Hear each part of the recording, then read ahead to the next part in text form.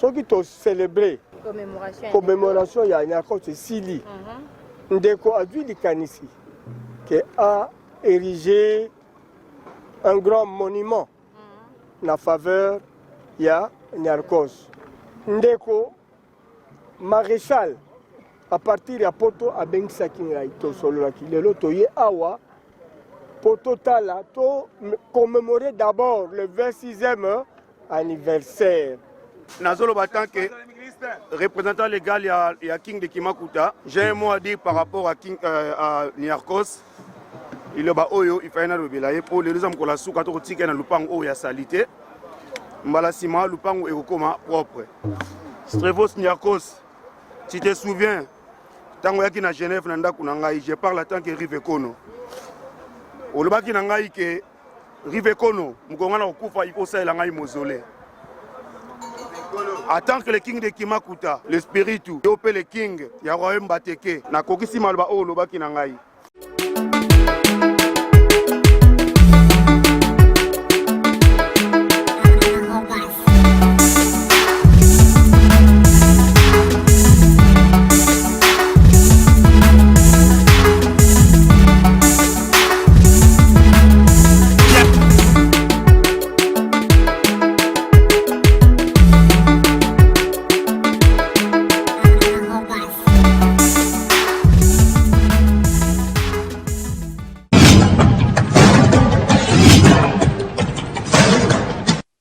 Merci chers fidèles internautes, c'est un réel plaisir de vous retrouver encore sur notre nouveau numéro de Avis du public qui est une chaîne de télévision internet qui vous donne toujours des informations en temps réel. Alors, webi événement Oyo Ezaïmokola le mercredi le 10 février, tous allés na cimetière Yagombe Sika été assisté na cérémonie Oyo Kosalima ensemble avec délégation et outils suisse Oyezaki conduit par Didier Masuki Wazali, le coordonnateur et Avis du public télévision. Alors, le lot toye na simanga bino mo lolenge kani mindu les ekobetama na sima ba équipe folklorique oyo ba kobeta banzembo chanson traditionnelle juste kaka mémoire ya Niarkos lolenge kani mai oyo ko sala na kati ya cimetière ya Gombe oyo bit primordial ezali ko sala etombe oyo le maréchal Rivan Noko alingi a honorer mémoire ya Niarkos qui fit un grand sapeur, il y a religion qui t'indi. Alors, comment Nasika été masolo ezali, tout l'an événement en exclusivité, l'olenge kani ezali ko salima. Ensemble avec toujours notre caméraman Sindangari Atanamana. Merci beaucoup. Bango bakozwa wapi double feu yebisa bango lobi nini double feu ah bazwi wapi sakana nango le rife nkono le king de Kimakuta alors balobi ke ata basokoli bakolata nini alors ya kangi masolo awa toza na kati ya Gombe balobi akone pas a demander akone pas a demander balobi tala mai fufu mama Afrika panzana no twaka mo muke mama Afrika yoyo aya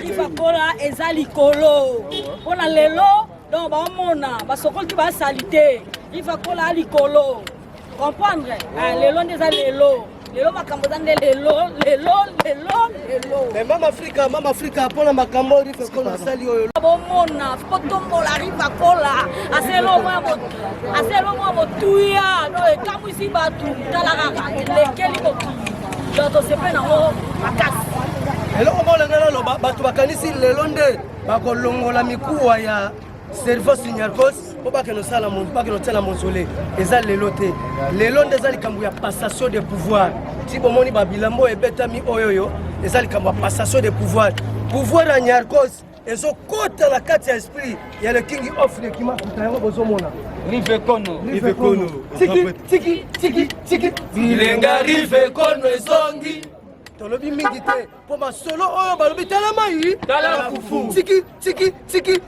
bilenga Rive Kono ezongi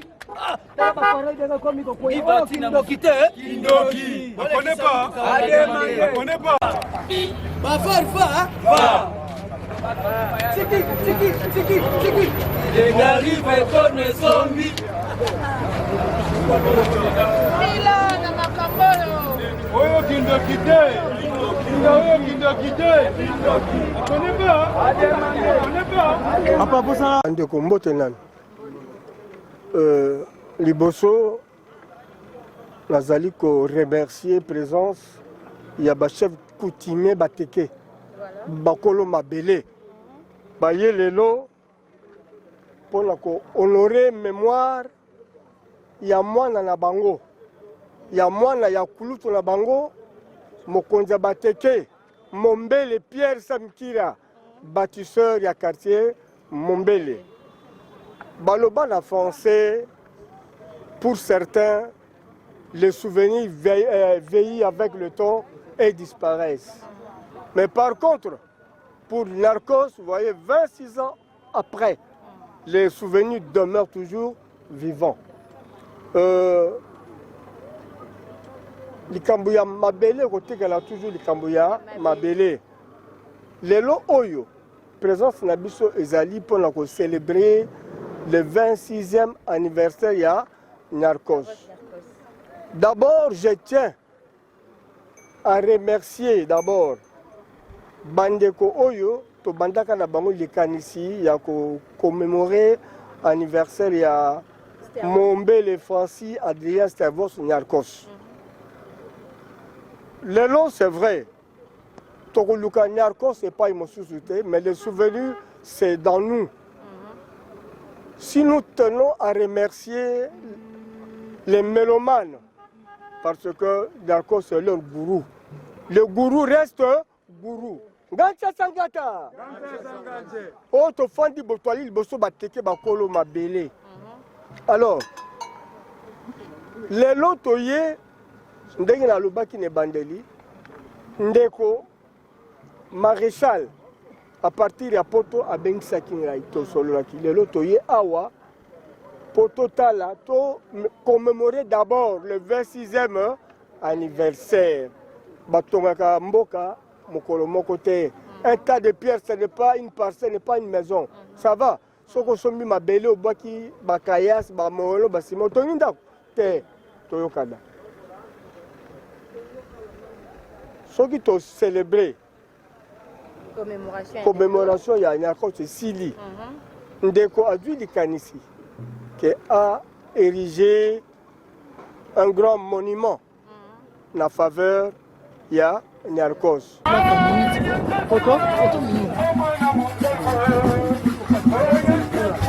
Nendanga kaka, na kwa côté gauche, na kwa ya Soudamise, na gauche.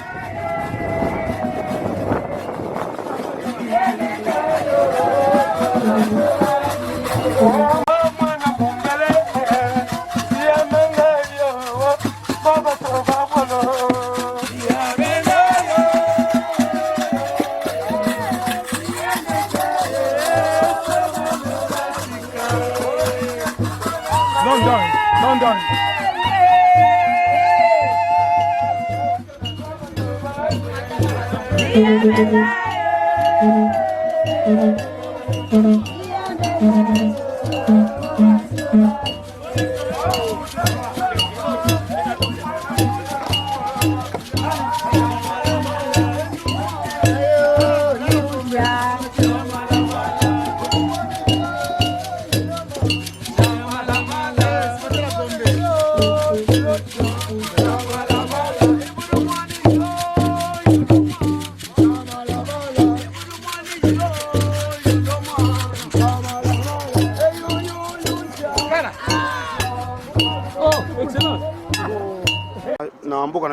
Un artiste assez à la mninga mausolée et cause là vraiment différent neza robuka na aux asubuité les preuves années les logo oyo le king de Kimakuta ça qui est pas si tant monaka nouvelle vision à sans ingir bayaka awa ko visiter Narcos ça monaki vidéo na ça qui est passé et à côté de contact na famille ba pesi aval on a ça la mausolée et on est maintenant ici au cimetière déjà devant la tombe de Stervos Narcos.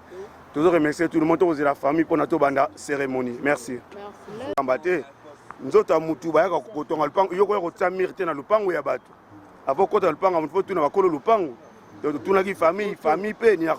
famille, papa, chef coutumier.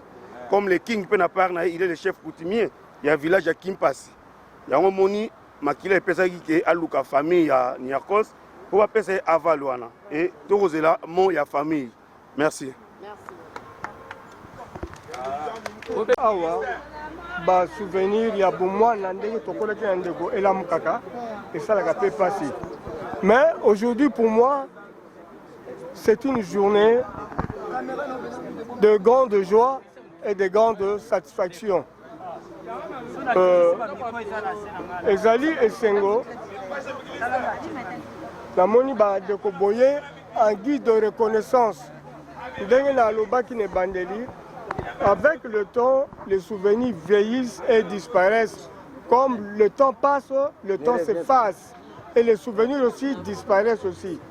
Mais le souvenir de Niarchos ne disparaîtra jamais. Il sera toujours vivant en nous.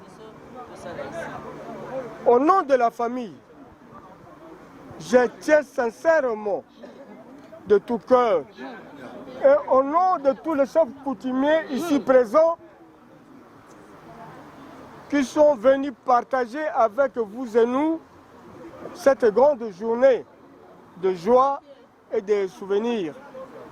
Je vous dis tout simplement merci et grand merci. Que vive la religion qui t'aime.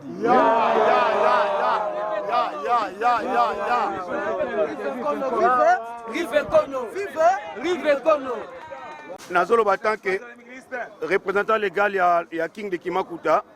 J'ai un mot à dire par rapport à Niarchos. Il faut y pour les gens qui ont souka to tika na lupango ya salité. Mbala sima lupango ekoma propre. Strevos Niarchos.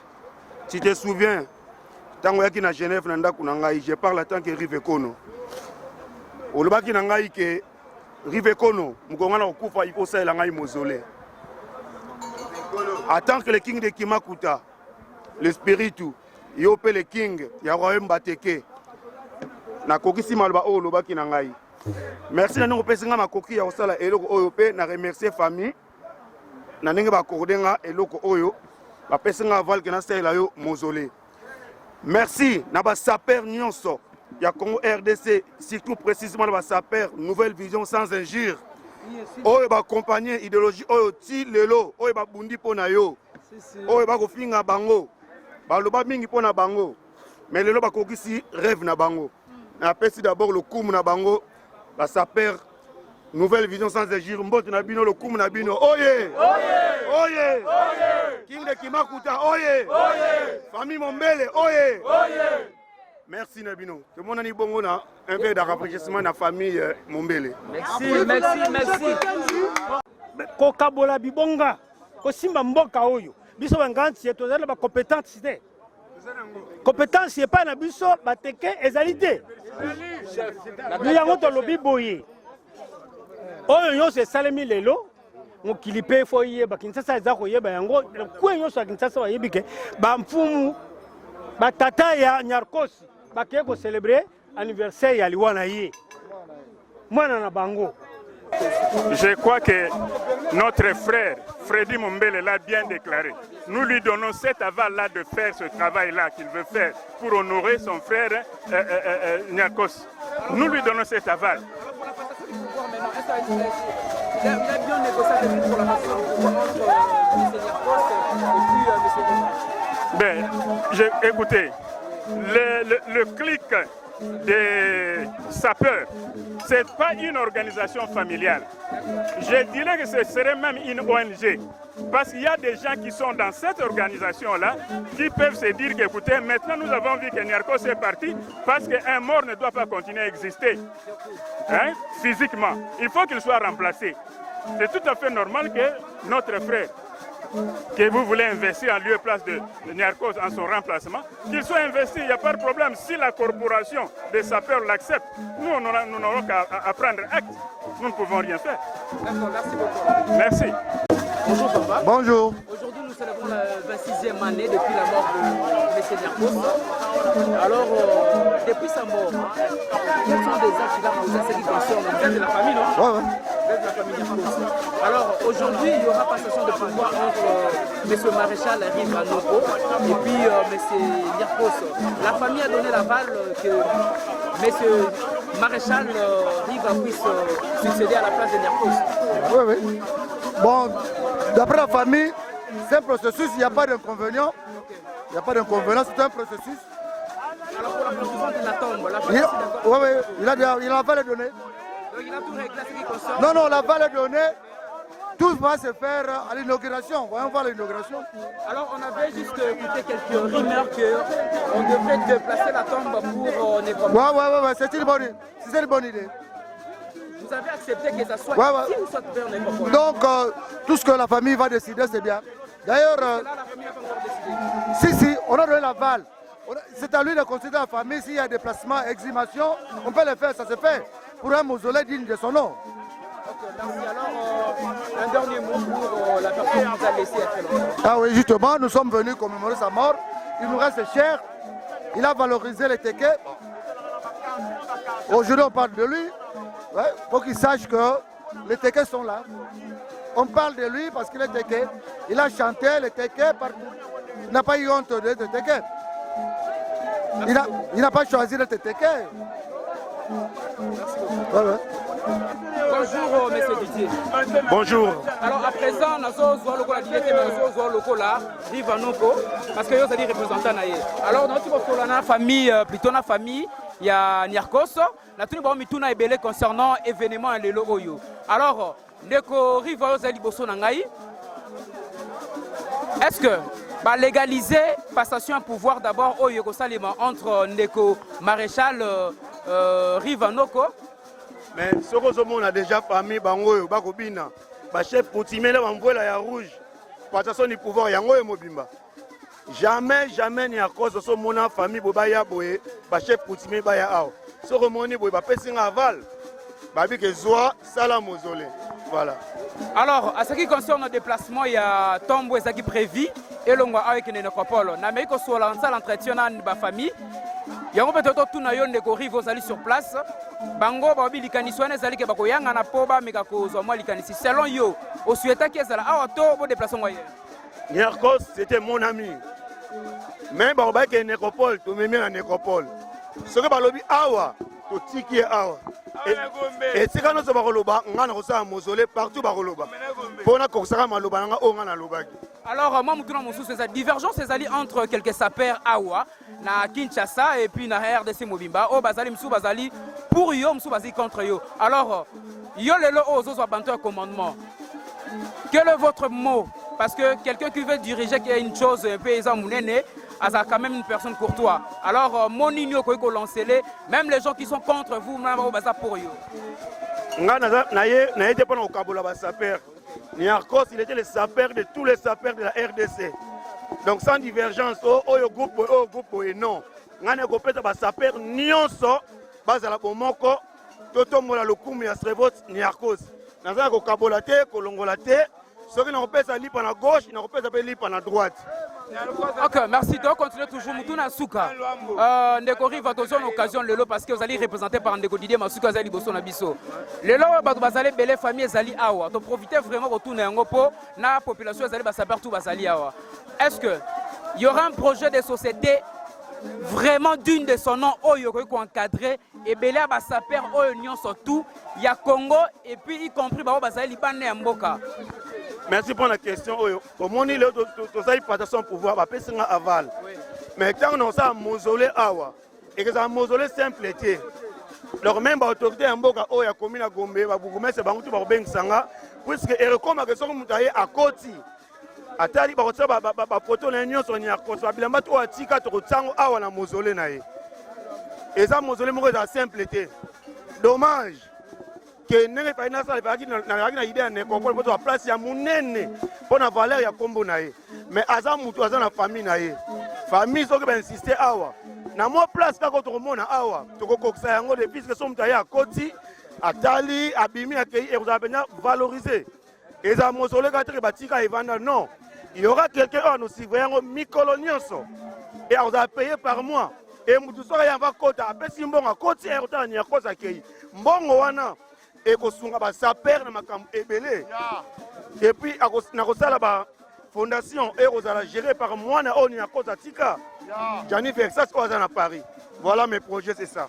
Ok, merci Mingi parce que on est là qui Ndeko Didier a représenté représenter ndeko Riva Oyo azui bantu un commandement na Etali masolo ya religion kitendi.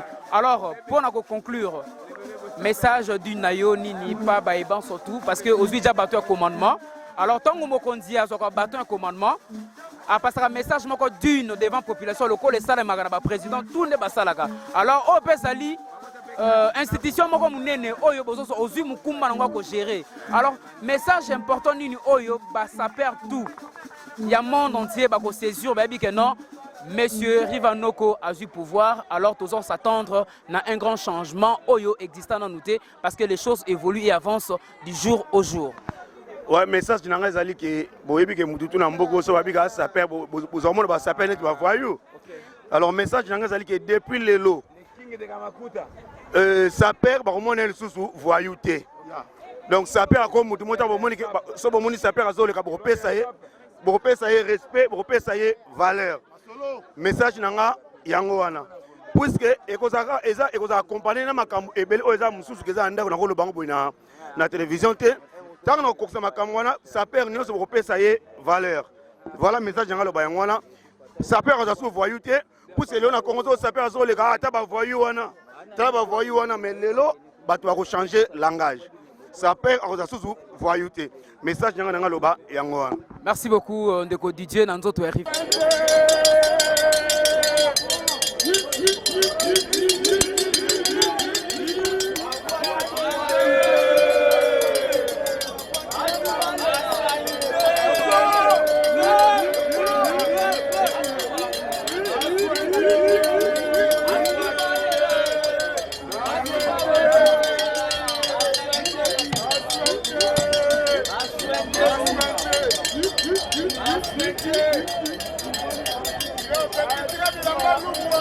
Ah